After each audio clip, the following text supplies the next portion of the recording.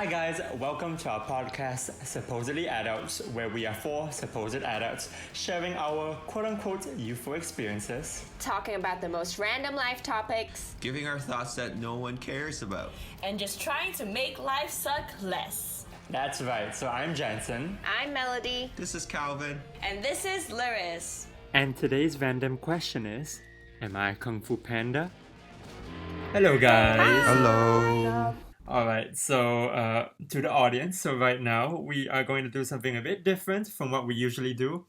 We have decided as a group to kind of look at some movies and kind of, do some little mental analysis on it. So the movie that we have chosen together is Kung Fu Panda. It's a little old movie, but it is a good childhood movie.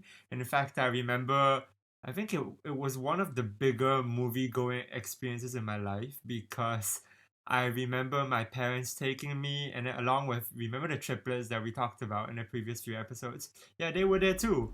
And then, yeah, it was fun watching little animals talk, animation, and then the Chinese background setting as well. Yeah. So How old were you guys? I think we were 10, yeah, I think right? it was 8, 9, 10, around that age. I mean, so I it was a grown-ass person shit, more then. than 10 years ago. Oh my god. I remember watching it back, I didn't realize how woke it is. It's full on Chinese culture and all that. I didn't realize that until watching it recently. Yeah, and I wanted to say now rewatching it, I was expecting a lot of cliche, a lot of problematic non-PC stuff. But watching it back, it's actually not bad. It's actually a lot better than a lot of the controversial stuff that we have right now. Like the fact that they actually called Master Wu Gui is pretty cool instead of calling it Master Turtle. Like they use Chinese, right? Because Wu Gui is... But also Yeah, they exactly, called exactly. the Master Shifu, which Shifu means master, so it's basically master. So it's kind of Which like, I well, love. I mean... I do also remember it being a movie that was significantly impacted kind of my worldview at a time and kind of carried forward into at least another decade. So I want to ask, to begin the topic, what are you guys' favorite scenes in the movie? I can go first because my favorite scene is right at the beginning. There was this one point where Ukwe, being all zen and stuff, was looking at the pond, and he basically said that your mind is like this water. When it's agitated, it becomes difficult to see, but if you allow it to settle, the answer becomes clear. The reason why I really, really like this is because I actually recently got out of a 21-day isolated quarantine by myself in a hotel. gosh. I thought I'd be crazy. I was ready to go mentally ill during the 21 days because it'll be so hard because I won't be able to talk to people, I won't be able to see anybody, and I'll be trapped in a room without fresh air. And I was, anxious about it going in. But on the last week, I'm patiently waiting the breaking point. But I actually came out pretty enjoyed myself throughout the period of time, and I realized that living in Hong Kong, being in a very busy, hustling, bustling city, I realized I haven't really had time to actually sit down and settle down. And I feel like this quarantine allowed me to have a lot of time and space to myself, and I'm able to actually think properly when I'm not constantly bombarded by different distractions. I had the total opposite experience right now. Just these past few days, I'm not even quarantining. I'm just going insane, staying in my room. Well, my friend is isolating, and I don't really want to meet anyone while my friend is isolating as well. So that's another thing. Yeah, I don't know. But I think it might be because you're in the UK, so you get a lot of space as a regular thing. And in Hong Kong, I also live with my family, so it's impossible to get a 3 seconds of quietness. Calvin, you wanted to say something? Oh no, I'm just curious because it's quite contrasting. For you, when it's quiet, when it's really quiet, then you feel you find that peace, right? That inner peace, and then that time that you need it to settle. But then for Jensen and also me, because I'm always by myself, sometimes I felt agitated just being so quiet. I just thought that is interesting, how our mind So works. you too? Yeah, absolutely. Sorry, the quote, I kind of need to focus a little to make sure the water is still. Right? If not, in my mind will just automatically agitate, that kind of thing. Yeah, exactly. Sometimes it's so quiet where oh my god, this is too quiet. What is happening here? And then because of that, like it kind of stir up the water. You know how like sometimes you focus so hard. Let's say you're holding a cup of water, you focus so hard, try not to like Oh my spill gosh, any that water. is me. And then as you're walking, you just That like can is spill. me. I am a 22-year-old grown ass woman. I cannot hold a cup of water for my dear life. Like, I genuinely cannot. I always like I tried different ways. What?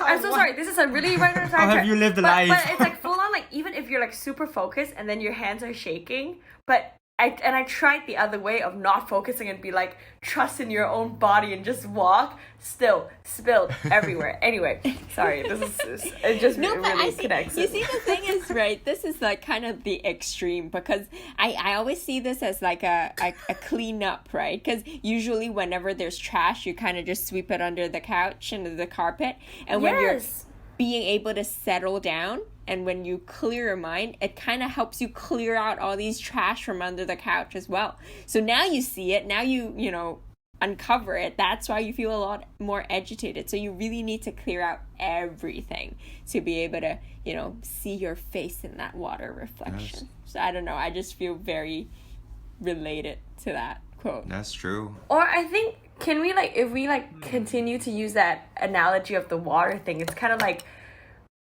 the water is always agitated, right? Then you cannot see your own reflection, so you don't realize how busted you look, for example, until the water is like clear and calm, and you see yourself in the mirror. You're like, oh gosh, I look horrible. Like I should have been doing something about it, right? But then you're like, oh, I want to avoid it and like let me agitate the water again, so I don't see how ugly I look, right?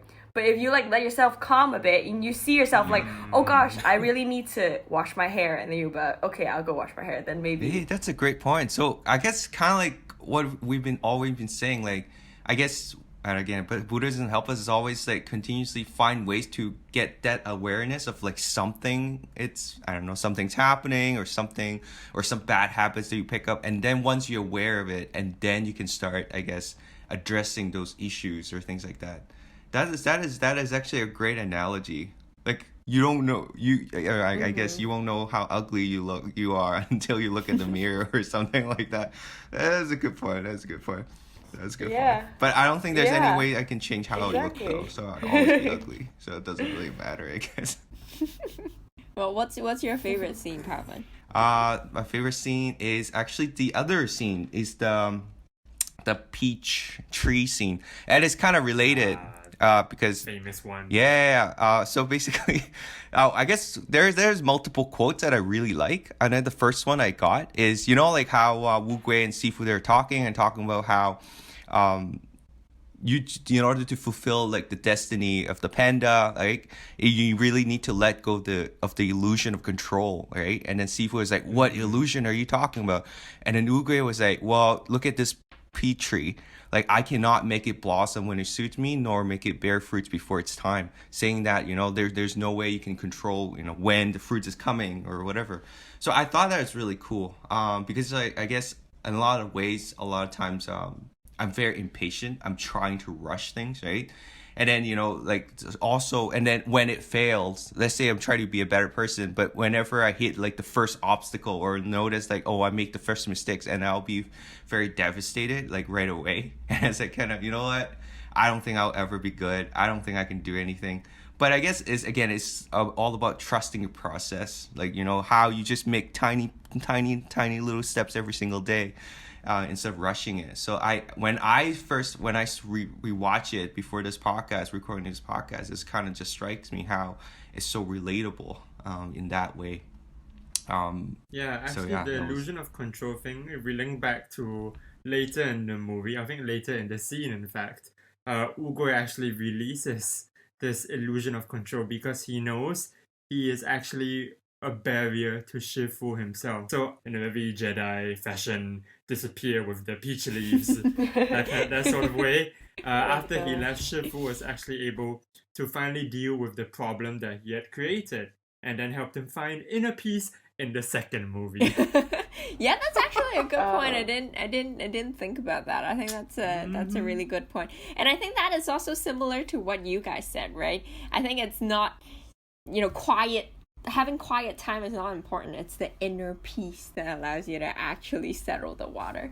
Yeah. Hashtag everything is connected. Yeah, this is definitely one of DreamWorks' best movie or better movies. Yeah. It's true. And it's timeless. It's 2021 and we're still I mean, it's good. even more relatable now, no? Because of the pandemic, everybody is like stuck at home. Then, you really get that time to yourself in a way, right? To if you really want, I guess you want to find that inner peace or like the time to quiet down and things like that. So it's kind of even more relatable in a way when I was younger, because younger you don't really think. Oh, I didn't really think about anything. No, but So, tell me more though, Calvin. Like, why do you like that scene so much? How does that hit you? No, like in a way, we always felt like we always have control over our own lives, right? Like, oh, I control what I want to do. I control my own happiness. I control how I feel. I control, I always try to have control over myself, I guess, right? In a way, because that's what we wanted to do. Because we won't make certain decisions. You always feel like you have control over everything, but in a way, you don't really. You don't. You just kind of need things to sometimes just happen, and it's the illusion of control that, oh, I can control everything, and then to a point where you realize, oh, actually, you know what, I don't have control, and then you started to become, I guess, more depressing in a way, because you felt like everything's out of my control. But in a way, things are never in your control. You just kind of follow the flow in a way.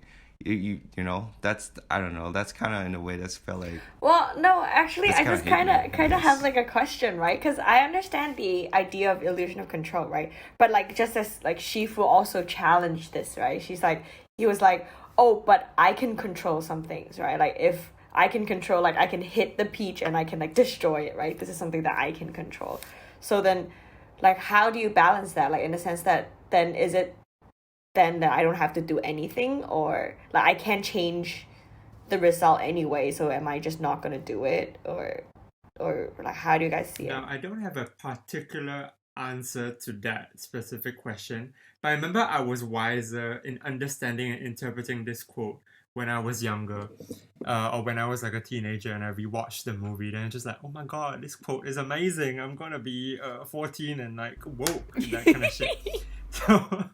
So when I was younger, I realized that, okay, if I use that analogy, if I want a peach, I have no idea what seeds will actually bear this particular fruit or bear this particular outcome.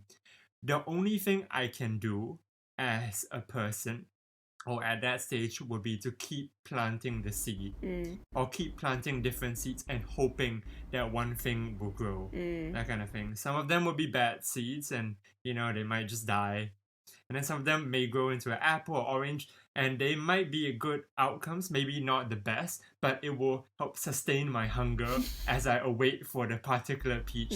So it's that kind of thing. So so when I was younger, that quote, I think it was more applicable and more straightforward when I'm talking about schoolwork, because it's very, in a way, it's very linear. The harder you work in your schoolwork, you don't really have to think about all the external factors, just need to focus on schoolwork, and then you just keep grinding, keep doing practice papers, and then eventually you'll get to a comfortable place where like, okay, I have my peach, that kind of thing. And it's okay that it took me quite a while to get there. What matters is that I have got there and I've made the effort to keep planting again and again until I reach there. It's difficult for different people because, probability of the seeds that you plant, and then everything is very difficult to keep track, and maybe, you keep planting apples, and some people have are just unfortunate in that sense. But so when I was younger, it was clear to me, okay, hard work equals to plant more seeds equals to you will bear fruit at the end.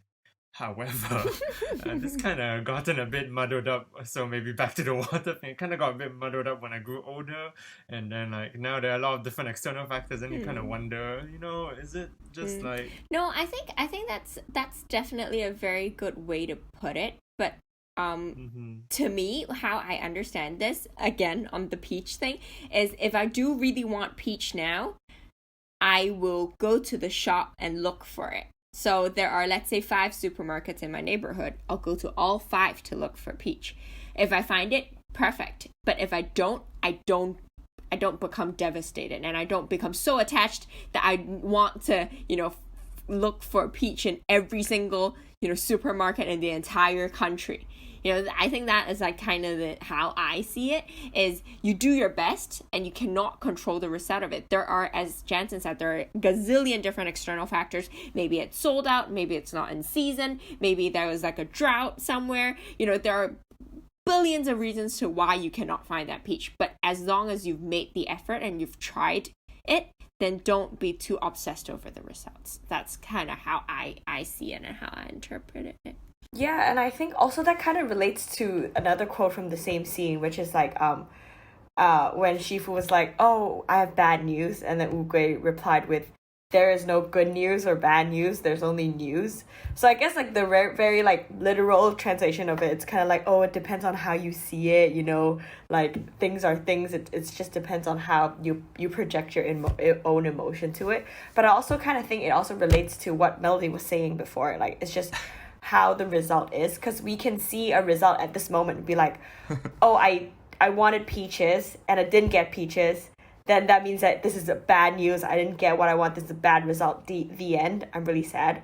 But the thing is, the good news or bad news, or like the good result or bad result, you never know whether it is definitely good or definitely bad until like far in the future, right? Because you never know. Things changes every single second. It could be good news at this moment, and then tomorrow you realize that it was actually really bad for you, vice versa. So it's kind of like the analogy is kind of like, I like thought of one. It's kind of like, oh, when you planted like a peach, planted like a seed and it became like a tree, and you're really happy, and it blooms like a flower, and you're like, oh, this is great news. My seed became a flower, and then it kind of died after a few days, and you're like, oh gosh, this is bad news. But then the dead flower kind of transform into like a seed into the peaches. Then you realize it's good news. So even within days, there are good news, bad news, good news, bad news. So you never know until far into the future. So I think that's what we can always think of when we have the result, to know that it's ever changing. No, this just got me thinking. Like you talk about then I don't know, it's kind of conflicting then, because we're talking about how there's illusory control, everything's out of control, all right? But at the same time, right now, you're literally talking about controlling your thoughts, we're talking about perspective, talking about understanding there's more things, or there's always a cycle. That's how you controlling your mind, right?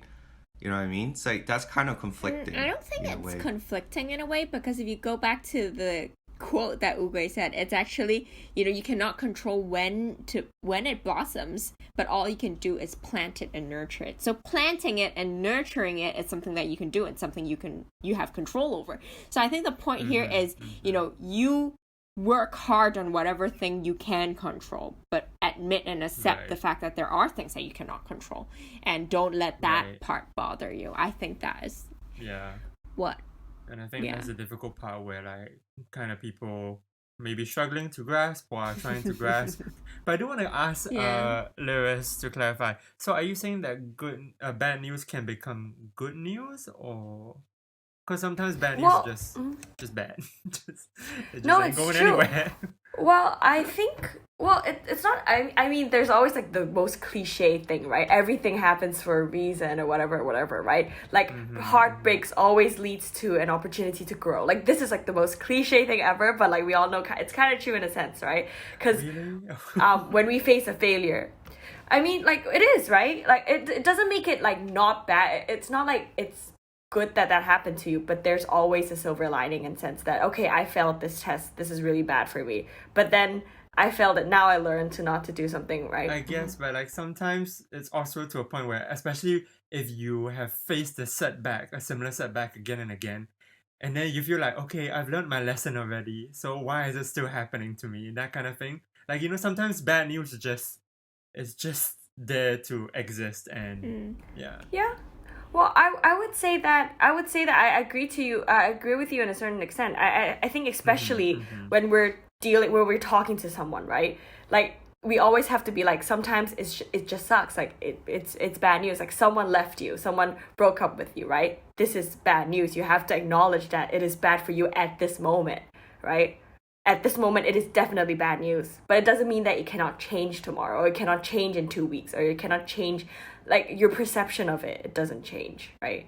I feel like, or like, even like 5 years looking back, you're like, okay, that thing was really bad for me at that moment, but now, like, I'm so glad that it happened, in a sense, right? I feel like it doesn't have to be mutually exclusive. Yeah, and I think to add to that, also like news, you're talking about a different perspective, right? Because right now we're always talking about like within yourself, but also like let's say we expand it. Let's say again using your analogy of someone breaking your heart. Oh yeah, it sucks for me, but maybe to that person it'll be like, oh my god, finally I'm liberated. I don't have to be in this relationship anymore. That's great news for that person. You know what I mean? No, like true, you know what? Maybe because maybe I'm a terrible So person. sad. I'm obsessive. I'm controlling all that, and for that But it's person, be like, oh my true. god, finally, and get rid of this like rubbish Okay. or whatever. So Fair, it fair. depends. Really depends on how you look at it, right? Yeah. You Yeah, never no, know, definitely. It's And true. I think one way to connect it back to what Jansen said is that, all you can do is to keep planting seeds, and you don't know what you're going to get, but you can Right. try your best. But sometimes, some of them will be rotten seeds. Sometimes it'll grow into something really ugly. It's just how it is. But, know that as you do it, and as you do great, and as you try to find the best seed and plant the best seed and try to nurture it the best way possible, hopefully it'll one day turn into something good. I think it's just the whole idea of causality that, as long as you put in the good work, it will come back to Sometimes you. it is what it is. Sometimes the seed just sucks, and then you Yeah. don't need to blame your fertilizer, don't need to blame your hoe or your shovel or yourself. Yeah, Just keep planting seeds. That's the most important thing, I feel. exactly. Yeah. But keep planting good That's seeds, true. though. I want to stress. But you don't know that. You don't know what seed you're planting sometimes. Depends on the Yeah. I planted so many seeds they ain't growing. No, I think it's also the past. Like, you don't know, you don't remember Yeah. what you planted. So now, Yeah. going forward, pick the good seeds to Yep. plant. But yeah. So yeah, Jansen, what's your favorite scene? Okay, so a lot. So I think my scene, it's not really a scene, but I guess a concept of the dragon scroll within the entire movie, right? So I remember I watched an analysis about this movie where they talked about, okay, so Kung Fu Panda, if it's a kids movie, it can literally just be the good guy tries to prevent the bad guy from getting this magical item. And in movie terms, it's called a MacGuffin, a specific object or symbol in a movie that everyone wants to fight for it. It could simply, so if it's a children's movie, the writers could have done the easy thing. Maybe the villain can obtain the scroll for a while, and then okay, he lost it. We defeated the bad guy, and then the good guy gets it, and the balance is restored. But no, this movie actually revealed what is the dragon scroll and what's inside it.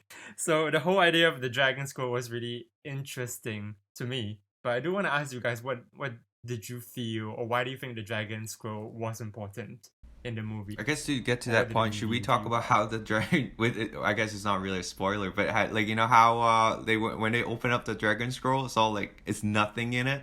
I think that is a very important point to stress. Yeah, that, I mean, that's It's not like any like new weapons or like new kung fu style or whatever. It's just plain blank. That's important. Right, Yeah. mhm. But I guess to me, I guess that's the message. But basically, I don't know. To my understanding, like, and they've been stressing it throughout the entire time. Is like, oh, you really have to believe in yourself. Like at the end of the day, if you want to become a dragon warriors, you just need to believe in yourself. Believe that you're that person. Wait, are you That's referring to the fact that when Poe opened it and he saw his reflection? Yeah. Is that the That- reflection that part. you? Okay. That part. Okay. So what the dragon scroll, I guess, symbolizes that really anything, it's about having faith in yourself. Really believe that you can do that, because it's all about, like, I guess it's kind of similar to like Buddhism and type concept where you need to first believe in it fully, and then you will have the determination to achieve it. and then you will be able to execute it. You need to like, those are the steps that you need to take, right? You really need to believe in yourself, believe in Buddhism, believe that you can do this, and then you determine this is a goal that you want to go for, achieve it, and then actually achieving it. So that's kind of like what I think that Dragon Scroll means. Yeah. Right. Hey, this is actually scientific because I just learned this in positive psychology class that I'm taking, and Is it a apparently chameleon? what apparently what defines motivation, like whether somebody has motivation, it's based on your desire, like how much you want it, and also how much you think you'll be able to achieve it. So that's exactly what Calvin said, right? So you have to first believe it, fully before you can be determined and execute on it. So I think, yay, that's pretty woke. This thing is connected to psychology too. That's pretty cool. Well, but I personally it's cool that you see it that way. I personally just thought it was more the hinting of, the fact that, there is nothing, like people constantly try to look for something else, Right. like for stuff like, it might be, luck is just not on my side. You're always trying to look for that external factor that contributes to it, or that's missing, or whatnot. But I think ultimately there's nothing. It's just you. Whatever you need, it's already within you. It's up to you to nurture it. It's up to you to cultivate it. And I think I thought that was the That's idea. true. It's kind of believe in yourself. Then I guess that was like the core idea, because it's within you, right? Yeah. I don't think I have a definitive interpretation of that. Actually, I have questions because this is something that I always I struggle with. It's the idea of the chosen one, or whether there is a thing as the chosen one. Because for the whole whole movie, right? It's a huge deal of choosing the dragon That's master, very right? true. It's like we have to choose the person who has like the ability, or the chosen one, like the person who is born to do this, right? So that means that it's not something that you achieve, right? It's something that sort of, if you're the one, then you're the one, right? Kind of. So then I understand the idea of like at last, like Poe was the chosen one, but then at last when she opens it, yeah, it's like you don't need anything extra because you're already the chosen one. Then is the Dragon Scroll master, like the Dragon Scroll, is it referring to Poe? You can do it, just be yourself because you're the chosen one, or can everyone take this dragon roll and be like, you can still do it because you're everyone? Do you know what I mean?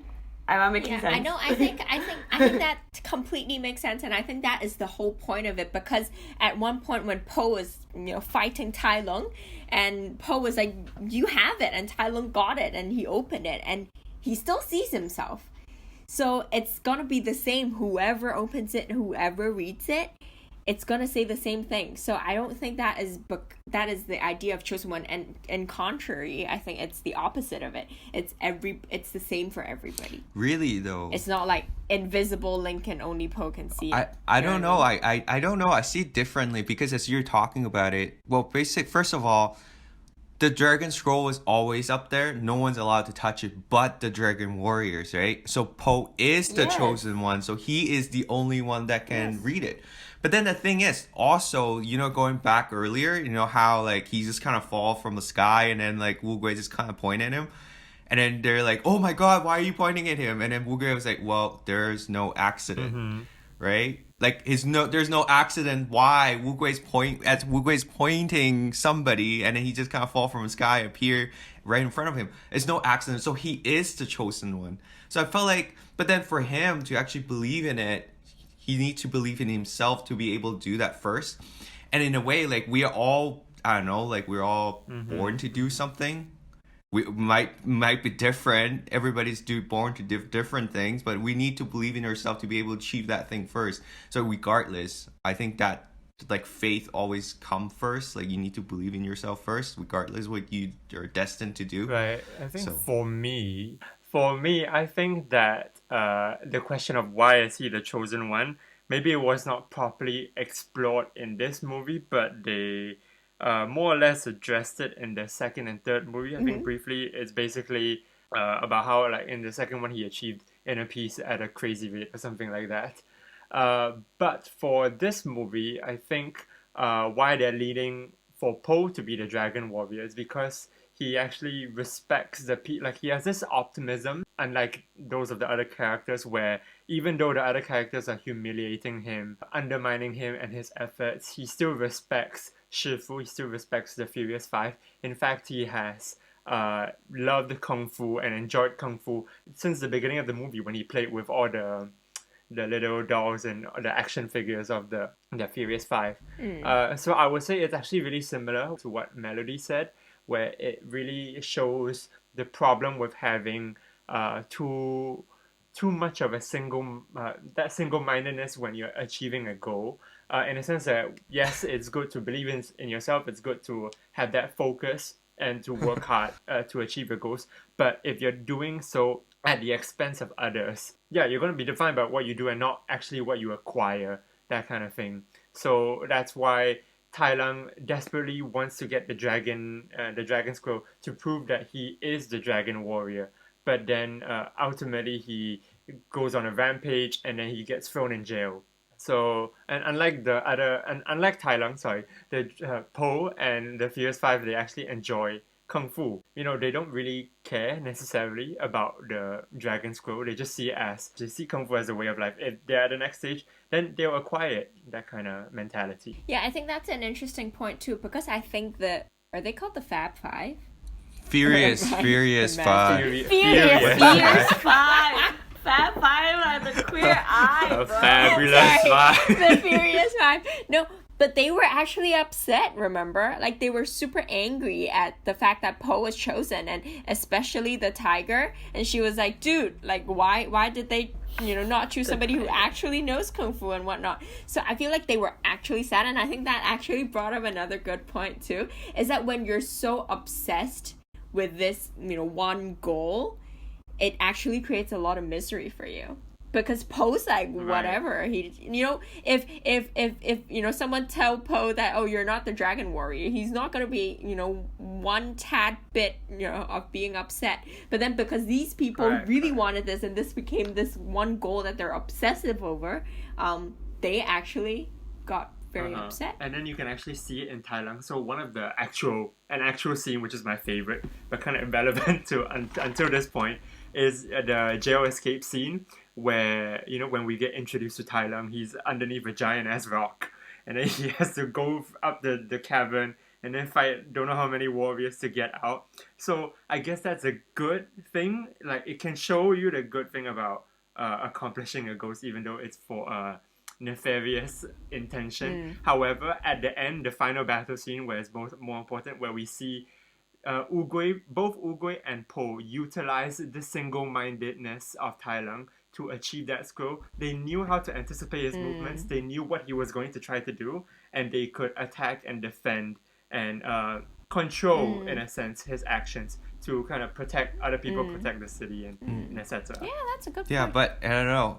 You're talking about it, but I do think you really, going back to how the dragon scroll means you need to believe in yourself and be determined and all that. I don't know. Like, in a way, I think you still need to be believing in yourself, be very determined, maybe to a point with single-mindedness, and then you work towards your goal. But I think it ties back to whatever we said before about the illusion control is you don't have control over everything, the external factor, where you get it or whatever. You can only control your actions. So you need to learn to let go of it. But I think you still need to have that single-mindedness to keep going to that stage. And then you're like, okay, you know what? Now I've done my part. I don't have control over all the external factor. I can control what I do and let go of it. That's how I see it. Yeah, I agree. And also, this is just, I guess this is more like a reality thing, in a sense that, especially when the goal, and when we talk about having one specific goal, it what helps me to be more calm, but also to keep myself motivated, is how you set the goal and what kind of goal you want to set. Instead of a very specific goal of I want to be the Dragon Master, it's kind of more of an idea, right? Like to think back, why do you want to be a Dragon Master, right? Is it because you love Kung Fu? Is it because you want to save lives? Is it because you want to keep the legacy going? So then you're not so fixated on that specific thing, right? So if the tigress, right, if the reason why she wants to be the Dragon Master is because she wants Kung Fu to keep going. She thinks that it's a lifestyle. She should be happy, even if she wasn't the Dragon Master. She should be happy that she was like in another way that she didn't anticipate help this goal to keep going. Does that make sense? Yeah. Do you know what I mean? Like it's the idea or the message, but you can never control what role you play in it. But you just have to have that wish of like good intent, and then and to type everything back to like the very beginning, in order to have that, I guess, in order to understand it, that you don't have control, whatever, is that you need to let the water settle so that you can find yourself. You find that inner peace, so that, then therefore it kind of ties everything together. You know what I mean? No, I have one more way to tie it all. You know how Lyra said it's all about the intention. Like, think about why you want to be Dragon Warrior, and that thought, that cost, that why is essentially the seed that you plant in it. Because if you plant the right if you plant the right mindset, if you plant in a seed of the right reason, the right why, then it'll come into fruition the way you want it. Nice. Everything is a big circle. Nice. Everything That's awesome. is connected. I like what Lewis said, the evaluation of what are your goals for, the purpose of your goals. Really good. Yay.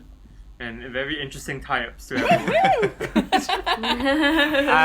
Just a little story. I remember when we came out of the movie theater, my parents and I, then my mom kept asking me, why do you think Po has a duck for a father?